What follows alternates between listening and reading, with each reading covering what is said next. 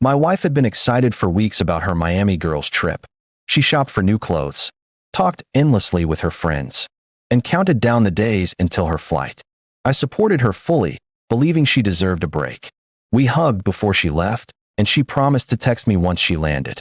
I didn't know then that within hours, my world would fall apart. 3 hours later, I was making tea when a notification appeared on my phone. It wasn't her message, it was an email with the subject, "About your marriage." My chest tightened as I opened it. The anonymous sender claimed my wife wasn't going for just a girls' trip. She was meeting a man. Attached were screenshots of hotel bookings and photos of her with him. My blood ran cold. At first, I refused to believe it. Surely this was some cruel prank. But the evidence was too detailed, too specific. The email even mentioned her flight details and hotel address. I felt my stomach twist in knots. Could the woman I trusted most really betray me this way? I paced the room, recalling the strange moments I had ignored, her late-night texting, her distracted smile, the sudden secrecy with her phone. It all came together now, like puzzle pieces forming a cruel picture. I wanted to call her instantly and demand the truth, but something held me back. I replied to the anonymous email instead, asking who they were. Hours later, another message arrived. The sender revealed she was the wife of the man my wife had gone to meet. She had discovered their affair and didn't want to suffer alone. That was why she reached out to me. Reading her words felt like knives cutting into my chest. The next few days were torture. My wife texted me from Miami saying she was shopping or out with the girls.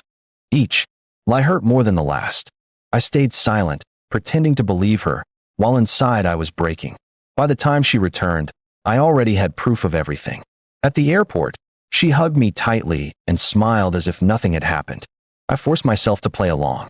That night, when she left her phone charging, I went through it. The messages were there, sweet words exchanged with him, pictures, and even plans for the next trip. My heart sank. The next morning, I confronted her. I laid the phone and the printed emails on the table. She froze, then broke down crying. At first, she denied it, then admitted everything. She said it was a mistake, that it didn't mean anything. She begged for forgiveness, swearing she still loved me. But her tears couldn't erase the betrayal. For days, I wrestled with myself. Part of me wanted to forgive her, to hold on to the life we had built.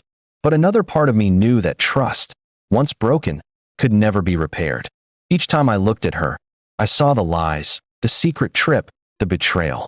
One evening, I sat her down. My voice was calm, but my decision was final. I told her I could not stay in a marriage built on lies. She wept, clutched my hands, and begged me to reconsider. But my heart had already let go. I went to the court and filed for divorce.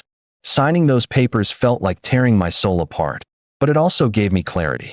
I couldn't spend the rest of my life with someone who had chosen deceit over loyalty. The day the divorce was finalized, I packed my bags and left our home.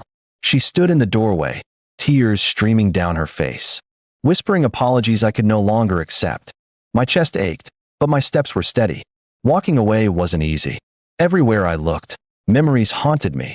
The wedding day, the laughter, the promises we once made. But all of it was stained now. Trust had been broken beyond repair, and love had turned into pain. In the silence of my new apartment, I realized something. Sometimes divorce isn't the end of love, but the beginning of self-respect. I had lost a wife, but I had kept my dignity. And maybe one day, I would find peace again.